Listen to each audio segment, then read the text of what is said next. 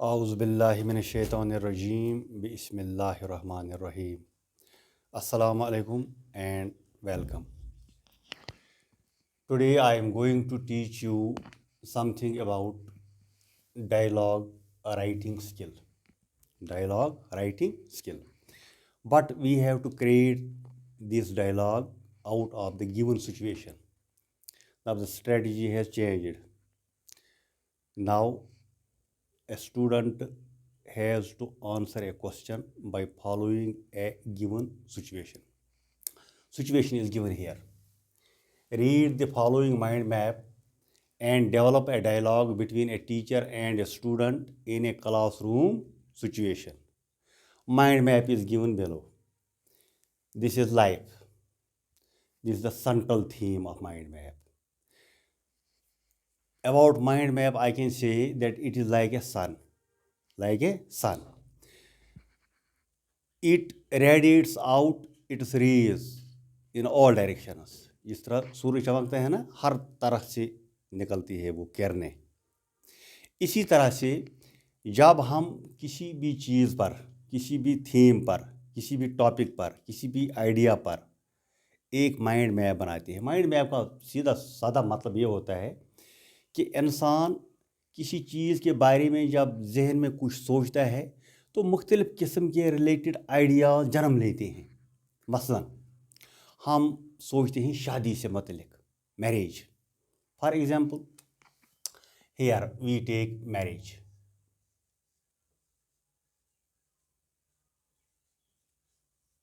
Wedding, wedding या marriage. अगर हम इसका माइंड मैप ड्रा करेंगे अपने जहन में, तो बताइए कौन कौन सा ख्याल हमारे जहन में आएगा। हमारे जहन में ये ख्याल आएगा कि हमें कितने बारातियों को दावत खिलानी है, इनवाइट करना है, हमें कौन कौन सा चीज़ चाहिए। हाँ, पहले जहन में आती है हमारे जहन में इनविटेशन का ख्याल। इनविटेशन, किस किस को दावत करनी है, कितने बंधुओं को बुलाना है। इसके लिए हमें फिर प्रोवाइड करना होता है मीट और कोई चीज़ खाने की। यह भी हमारे ख्याल में आता है। मीट कितना लाना पड़ेगा, 1 क्विंटल, 2 क्विंटल, इससे कम, इससे ज़्यादा। इसी के साथ हमें टेंट हाउस का भी ख्याल आता है अपने जहन में, क्योंकि मेहंदी रात भी होगी, टेंट हाउस भी होना चाहिए। ये ख्याल भी जनरेट होता है ऑटोमेटिकली जब हम इस पर फोकस करते हैं, इस सेंट्रल थीम पर। ये सेंट्रल थीम होता है। ये जो होते हैं ना, ये इनविटेशन, मीट, टेंट हाउस, ये होते हैं रिलेटेड आइडियाज़। ये आइडियाज़ इससे, इस सेंट्रल थीम से रिलेट होते हैं। हमारे जहन में एक नक्शा जो बना अब इस सेंट्रल थीम पर, तो हम यहाँ पर ड्रा करते हैं। ये एक लाइन के साथ हम कनेक्ट करते हैं, ये कनेक्टिंग लाइन्स। क्योंकि मैंने आपको मिसाल में बताया, जिस तरह सूर्य चमकता है, उसकी रोशनी, इसकी किरणें मकान पर भी पड़ती हैं, दुकान पर भी पड़ती हैं, ग्राउंड पर भी पड़ती हैं, स्कूल पर भी पड़ती हैं। हर एक चीज़ पर फोकस होता है इसका। इसी तरह से सेंट्रल थीम से जो रेडिएट आउट होते हैं ना ख्याल, वो तो मुख्तलिफ डायरेक्शंस में जाते हैं, मगर वो ख्याल, वो जो आइडियाज़ होते हैं, वो इस सेंट्रल थीम से रिलेटेड होनी चाहिए। ठीक है ना। मसलन हम क्रिकेट की बात यहाँ पर नहीं लिख सकते, क्योंकि क्रिकेट इससे रिलेट नहीं है, वॉलीबॉल इससे रिलेट नहीं है, मैरिज, क्योंकि मैरिज सेरेमनी है, वेडिंग है, इसके साथ इन चीज़ों का रिलेशन नहीं है। लिहाजा रिलेटेड जो आइडियाज़ हैं वही जन्म लेते हैं। हाँ, और कौन सा ख्याल आता है आपके जहन में जब ये मैरिज की बात आती है, वेडिंग की बात आती है? Wedding suit, wedding suit. और कौन सा ख्याल जहन में आता है? Yes, chefs, chefs, कुक्स। और और कोई आप बता सकते हैं? Yes, milk. इन चीज़ों को प्रोवाइड करना, यानी सिंपली आप समझिए ये जो रिलेटेड आइडियाज़ हैं इनका एक डेफिनेट रिलेशन है इस सेंट्रल थीम के साथ। इस तरह हमने एक माइंड मैप यहाँ पर ड्रा किया।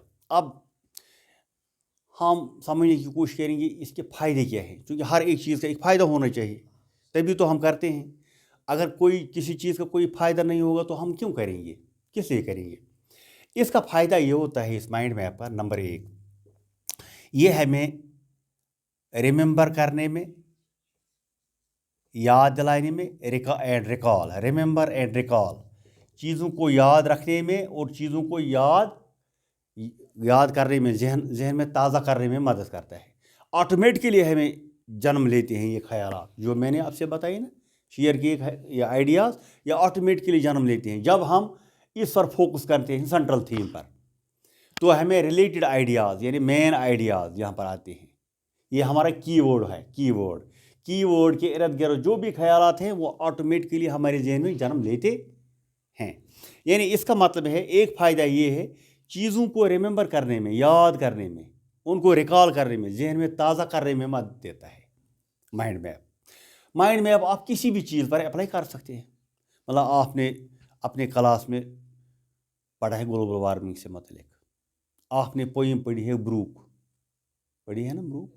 अगर आप ब्रूक पर माइंड मैप ड्रा करेंगे, देखो चूंकि वो माइंड मैप है ये सेंटेंस में ड्रा नहीं किया जाता है, ये आइडियाज़ में ड्रा किया जाता है, पॉइंट्स में ड्रा किया जाता है, रिलेटेड पॉइंट्स में।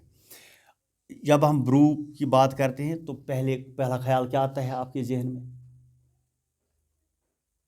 बताइए, जो आपने पढ़ा है, जो आपकी प्री एग्जिस्टिंग नॉलेज है या आपने ऑलरेडी पढ़ा है। फिलिप्स फॉर्म आता है इसमें कहीं, फिलिप्स फॉर्म आपने अभी नहीं पढ़ा है। आपने क्या पढ़ा है इसी पर हम माइंड मैप बनाएंगे, जो पढ़ा है टेक्स्ट में।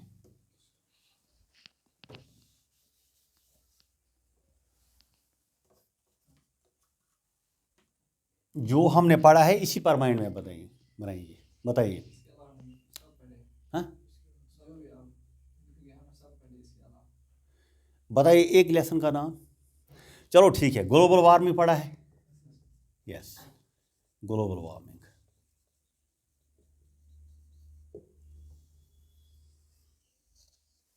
बताइए आप ग्लोबल वार्मिंग से मतलब जो रिलेटेड आइडियाज़ है, बताओ दो चार बातें जो ग्लोबल वार्मिंग पढ़ी है आपने। Very good. यानी इसका मतलब है ग्लोबल वार्मिंग से टेम्परेचर एक रिलेटेड आइडिया है, जिसका एक डायरेक्ट एक लिंकेज है, एक डायरेक्ट रिलेशन है ग्लोबल वार्मिंग के साथ।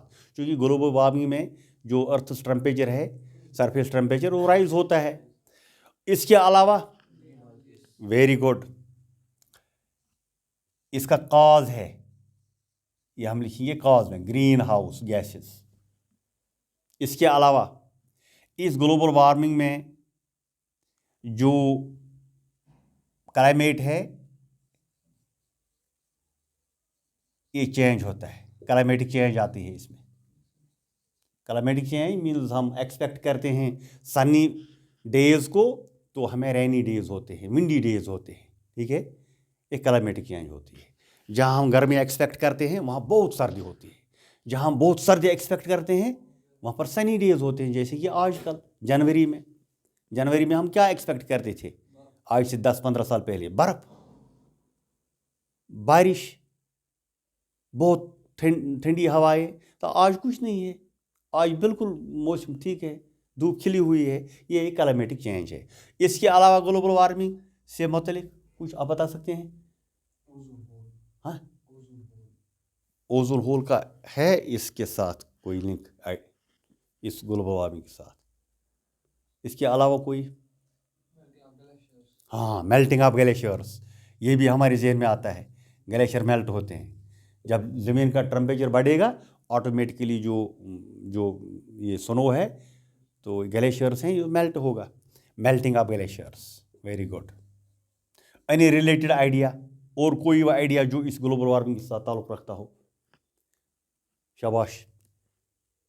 ड्राफ्ट्स आएंगे, ड्राफ्ट्स आ सकते हैं, क्योंकि जब पानी दस्तयाब नहीं होगा तो ये ड्रॉट्स आ सकते हैं। क्रॉप नहीं होगा, जब क्रॉप नहीं होगा तो रिजल्टेंटली ड्रॉट्स आएंगे, खुश्क साली होगी, कहत साली होगी। इसके अलावा और कोई रिलेटेड आइडिया ग्लोबल वार्मिंग के साथ?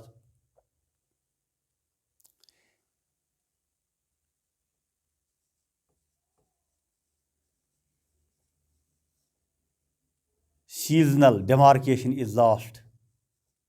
जो डिमार्केशन होती है सीजन्स की वो लास्ट होती है। यानी हमें 4 सीजन्स हैं। कौन कौन सा season? Spring, summer, autumn and winter.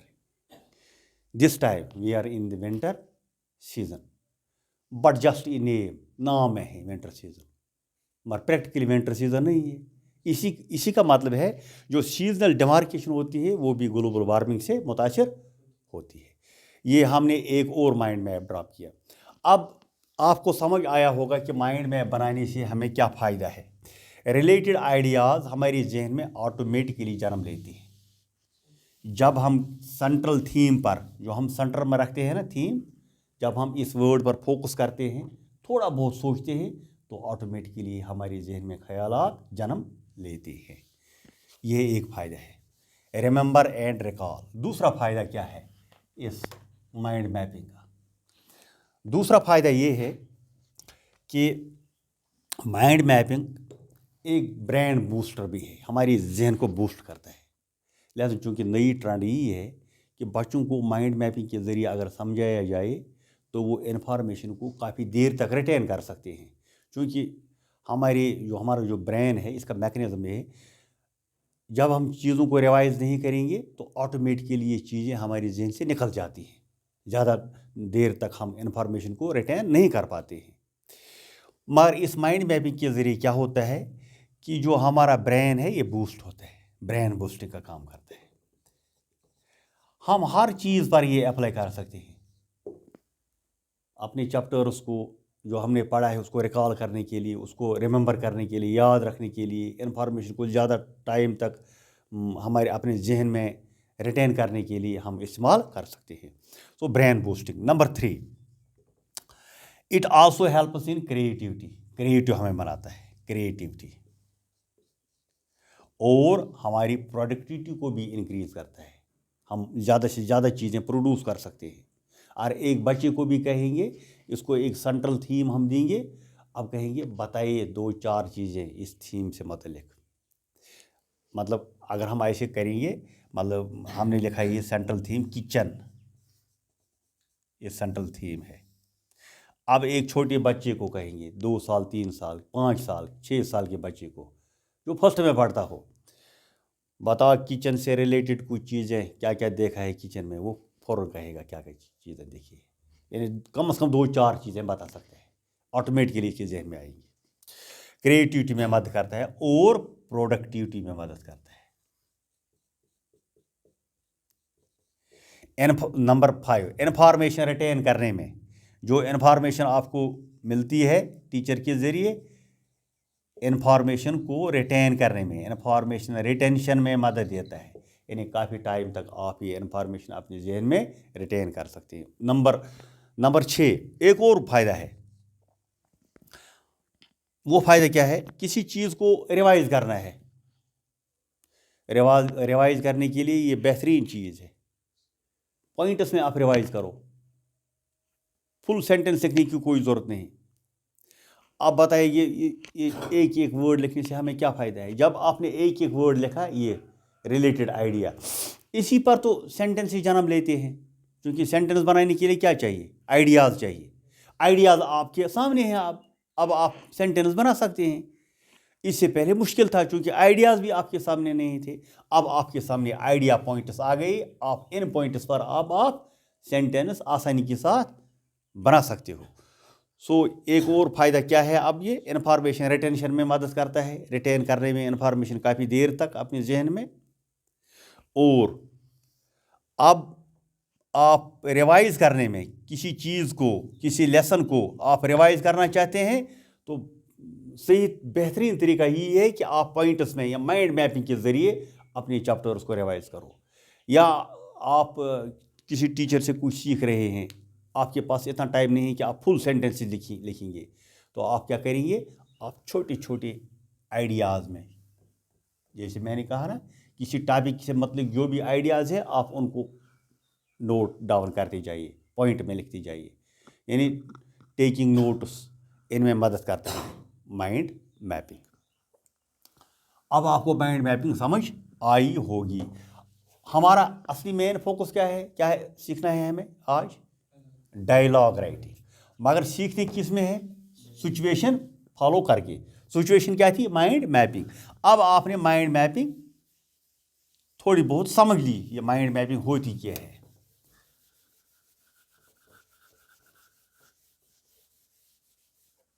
अब हम इस क्वेश्चन का आंसर देने की कोशिश करेंगे।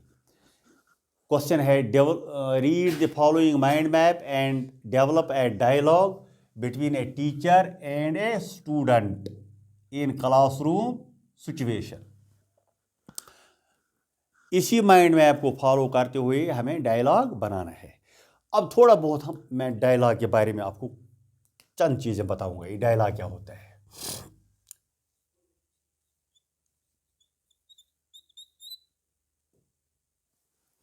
As the word itself indicates, die means to. Log means conversation between the two. Imagine here 20 people are sitting. How many can talk to each other? Only 2. एक बात करेगा, बाकी सब सुनेंगे, फिर जवाब देगा, इन 20s में जवाब देगा, कोई एक देगा तो वो सुनेगा जिसने पहले जवाब दिया है, जैसे बात की है। वो कन्वर्सेशन जो होती है वो सिर्फ 2 के दरमियान हो सकती है। एक कहने वाला होगा स्पीकर और दूसरा लिसनर सुनने वाला होगा। तो डायलॉग में 2 बंदे एक दूसरे के साथ बात करते हैं। ये डायलॉग कहीं शुरू होता है किसी पॉइंट पर और किसी पॉइंट पर ख़त्म होता है। इसका मतलब है dialogue has a beginning and end या एंडिंग। बिगिनिंग एंड एंडिंग दोनों चीज़, किसी जगह शुरू किसी जगह ख़त्म। नंबर 2,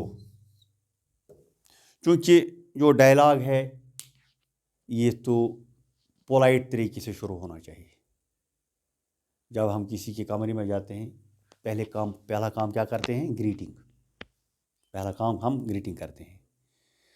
तो जब हम अपना डायलॉग ख़त्म करते हैं, बात ख़त्म करते हैं, अच्छे नोट पर ख़त्म करते हैं, ख़राब नोट पर ख़त्म करते हैं, अच्छे नोट पर ख़त्म करते हैं, यानी आना भी ठीक तरह से, जाना भी ठीक तरह से।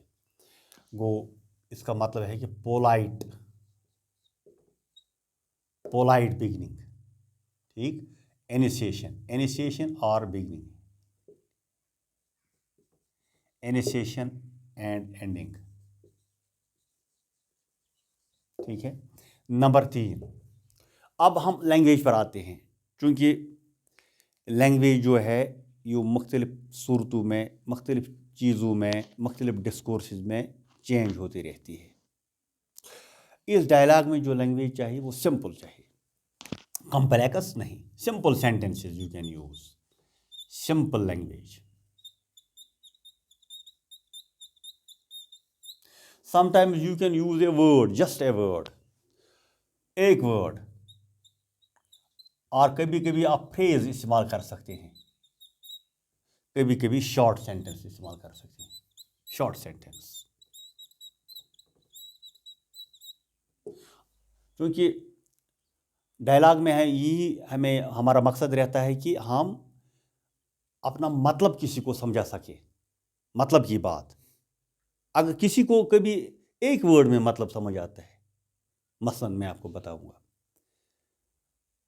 किसी से कहना है, मतलब कोई हमारे बीच था तो वो हमारे बीच से निकल गया, अब काम से, काम है कहीं, हम जस्ट एक वर्ड कहते हैं, चल दिए,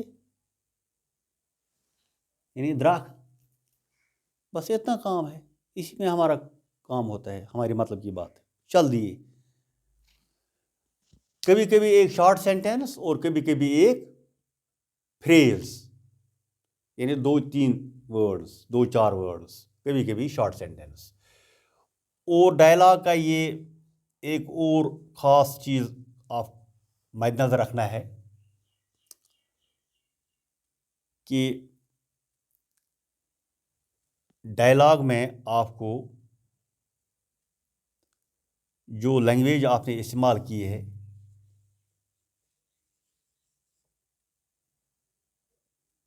इट मस्ट बी अंडरस्टैंडेबल, यानी एक दूसरे को समझ आनी चाहिए। कोई तमिल में बात करता है, कोई कश्मीरी में करता है, उसकी बात उसको समझ में नहीं आएगी। एक मीडियम होना चाहिए, ठीक है ना, यानी सिंगल मीडियम।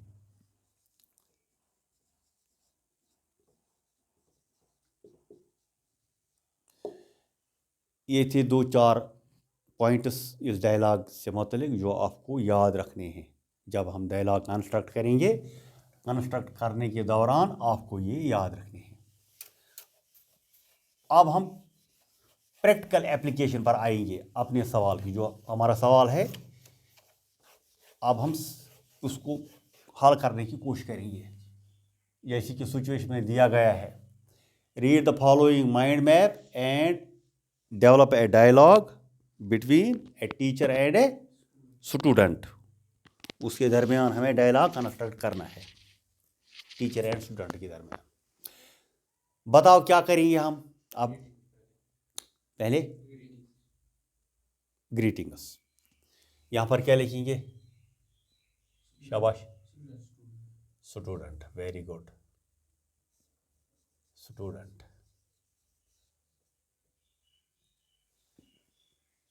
हम स्टूडेंट के बारे में लिखेंगे, क्या कहेंगे वो? शाबाश, पहले कैसे शुरू करेगा? Good morning sir.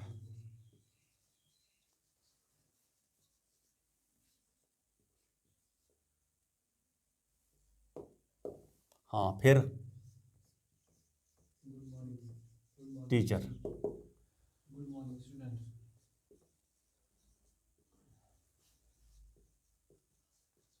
Good morning dear. Now student, अब इसकी बारी है, उसकी बारी ख़त्म, टर्न टेकिंग है डायलॉग में। एक बताएगा, दूसरा सुनेगा, फिर दूसरा बताएगा, पहले वाला सुनेगा। अब स्टूडेंट की बारी है, क्या बताएगा? शाबाश, इस डायलॉग को फॉलो करो। नहीं, वो तो वही, वो ग्रीटिंग के बाद ज़रूरी नहीं है। What is life? लाइफ क्या है? अब इन रिलेटेड आइडियाज़ को आप फॉलो कीजिए। Basic things to sustain life, ज़िंदगी कायम रखनी। देखिए एक बात, हमने उसको फॉलो नहीं किया पहले। ये लाइफ जो है ना, फूड ज़रूरी नहीं है ज़िंदा रहने के लिए, वाटर ज़रूरी नहीं है, लाइट भी ज़रूरी है, प्लांट्स भी ज़रूरी है, शेल्टर भी होना चाहिए, एनिमल्स भी ज़रूरी है, हीट भी ज़रूरी है, एयर भी ज़रूरी है। It means these are the requirements of ज़िंदगी। इन चीज़ों के बगैर मुमकिन नहीं हो सकती है। स्टूडेंट पूछेगा, सर पहला, आई हैव ए क्वेश्चन। ये तरीका है, जो आदाब है, एटिकेट हैं, मैनर्स हैं, पहले बताइएगा। मैं सवाल पूछ सकता हूँ, I have a question.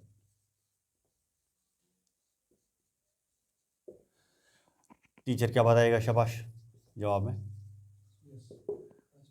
Yes, ask please. आप बता सकते हो, बताइए क्या बताना है। अब स्टूडेंट क्वेश्चन शुरू करेगा। अब स्टूडेंट की बारी है, क्या बताएगा? Sir,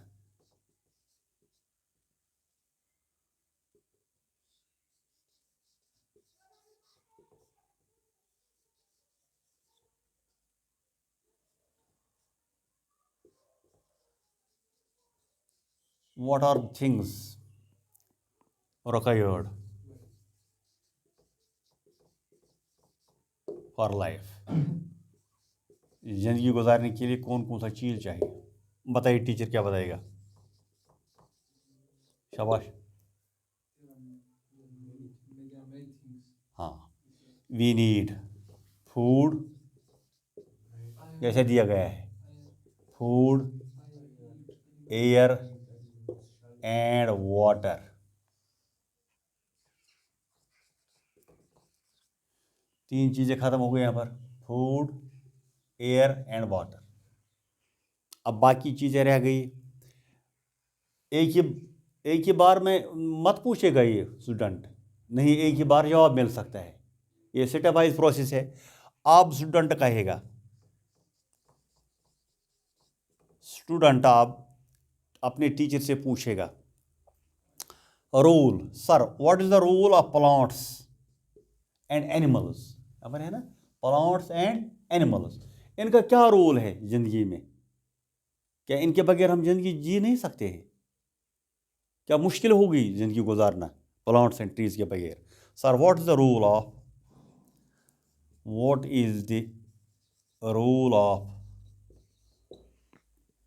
plants and trees in sustaining life? जिंदगी को सस्टेन करने में इन चीज़ों का क्या रोल है? अब टीचर जवाब देगा। आपकी समझ में कुछ आ रहा है? क्या बता सकते हैं टीचर आप?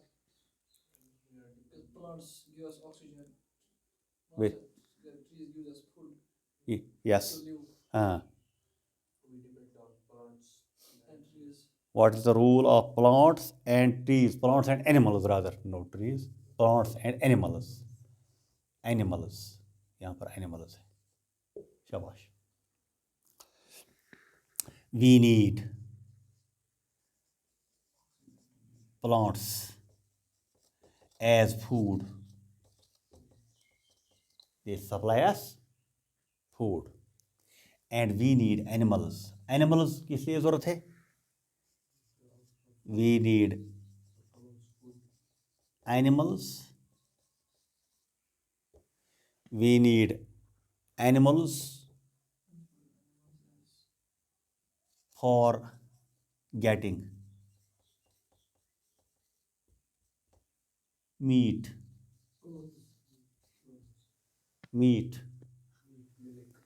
milk, eggs, etc. एग्स भी आते हैं ना एनिमल्स से, बर्ड्स भी एनिमल्स में आते हैं। अब क्या रह गया? प्लांट्स भी आया, एनिमल्स भी। Shelter and heat and light. चलो यहां पर लिखते हैं, स्टूडेंट। अब स्टूडेंट की बारी है ना? Student,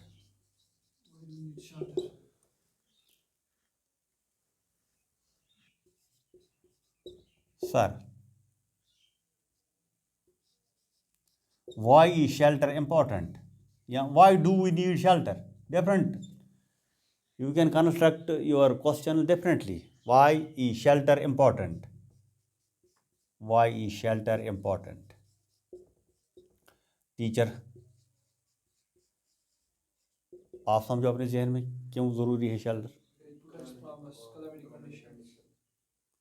as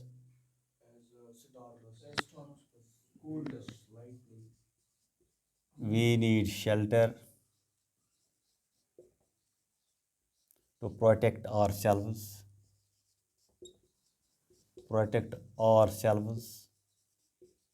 from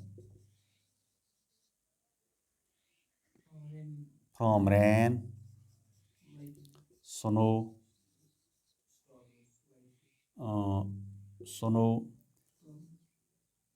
heat waves। कभी कभी ज़्यादा गर्मी पड़ती है ना, तो हम अपने घरों में छुप जाते हैं, बैठ जाते हैं, गर्मी से बचने के लिए भी। हो गया ये अबाउट शेल्टर। अब क्या रह गया? लाइट। अब रह गया ना लाइट। अब स्टूडेंट सवाल करेगा। Student, what is the role of light? Role of light. Teacher, क्या what should be the possible answer of the teacher? Teacher क्या बता सकते हैं लाइट के बारे में? Light is everything. Light is a form of energy.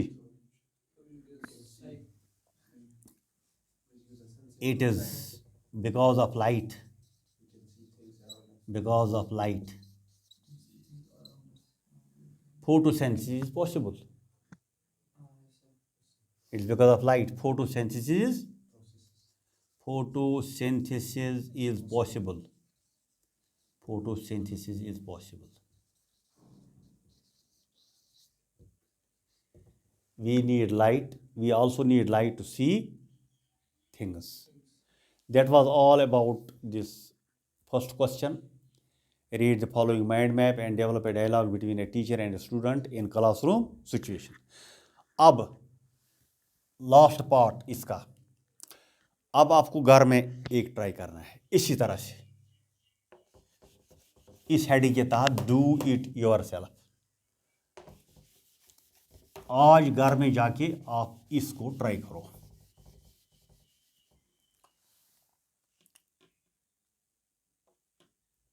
हमारा central theme है बैलेंस्ड डाइट।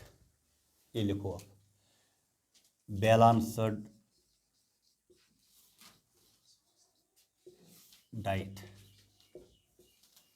ये है हमारा central theme, balanced diet.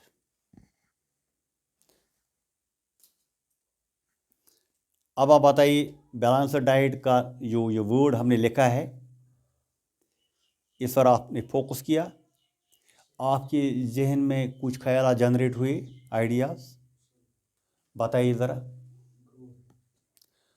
Balanced diet किसके लिए ज़रूरी है? ग्रोथ एंड डेवलपमेंट के लिए। Growth and development.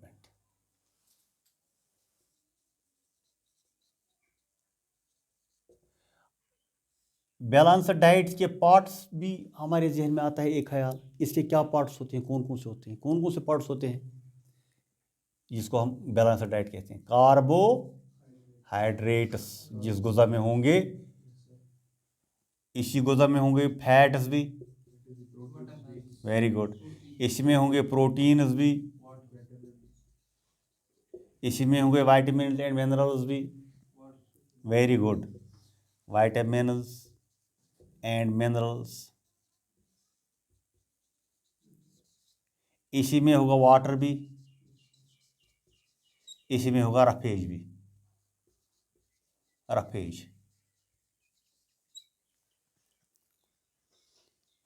Balanced diet जो सेंट्रल थीम हमारे जहन में है, इसको देखकर हम रिलेटेड आइडियाज़ ये बना सकते हैं। ग्रोथ एंड डेवलपमेंट के लिए ज़रूरी है।